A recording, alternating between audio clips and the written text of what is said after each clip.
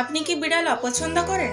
অপছন্দ করলেও কখনো তাকে মারবেন না, এতে আপনার জীবনে দুর্ভাগ্য নেমে আসতে পারে। হাই, আমি রাখি, আপনারা দেখছেন রাখির পৃথিবী। কুকুরের পাশাপাশি অনেকেই বিড়াল পোষে, কিন্তু যাদের বাড়িতে পোষ্য নেই তাদের বাড়িতেও মাঝে মধ্যে বিড়াল ঢুকে পড়ে।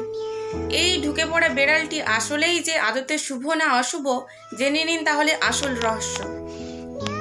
কুকুরকে মানুষের সবথেকে সেরা পোষ্য হিসেবে বিবেচনা করা হয়, কিন্তু অপরদিকে বিড়াল পোষ্যটিকে নিয়েও শাস্ত্রমতে বিভিন্ন মত রয়েছে।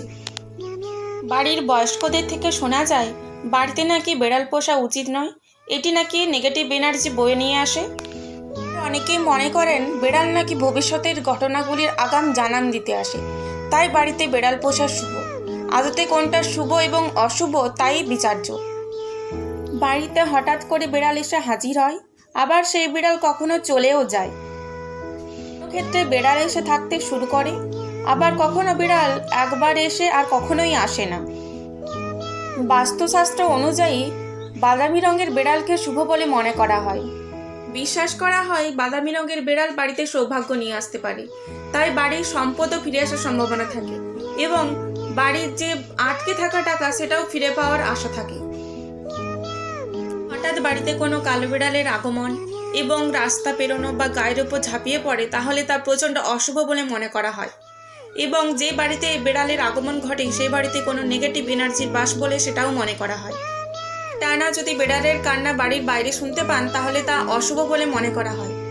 ক্ষেত্রে অনেকগুলো বিড়াল বাড়ির মধ্যে ঝগড়া ও মারামারি করলে সেই বাড়িতে কোনো অশান্তি এবং দুর্ভোগ হওয়ার সম্ভাবনা লক্ষ্য করা যায়। বিড়ালের ক্ষেত্রে এমন ধারণা রয়েছে যে একে শুভ বলেই মনে করা হয়। যে বাড়িতে সাদা বিড়ালের আগমন ঘটে সেখানে সমস্ত নেতিবাচক শক্তি বিদায় নেয় এবং বাড়িতে কোনো শুভ কিছু ঘটতে চলেছে বলেও আশা করা যায়। বাড়িতে বিড়াল ছানা প্রসব করলে তা বাড়ির সদস্যদের জন্য শুভ বলেই মনে করা হয়। আগামী 3 মাসের মধ্যে সমস্ত অশুভ শক্তি কেটে গিয়ে উন্নতি করবেন এবং পুরনো কাজে জট কাটবে। একই সঙ্গে কোনো বিড়াল যদি আপনার বাড়িতে মারা যায় বা মারা যাওয়ার পূর্বে আপনার বাড়িতে আশ্রয় নেয় তা প্রচণ্ড অশুভ বলে মনে করা হয়। আপনি কি বিড়াল অপছন্দ করেন? অপছন্দ করলেও কখনো তাকে মারবেন না, এতে আপনার জীবনে দুর্ভাগ্য নেমে আসতে পারে। ভিডিওটি ভালো লাগলে একটি লাইক, ফলো এবং সাবস্ক্রাইব করবেন।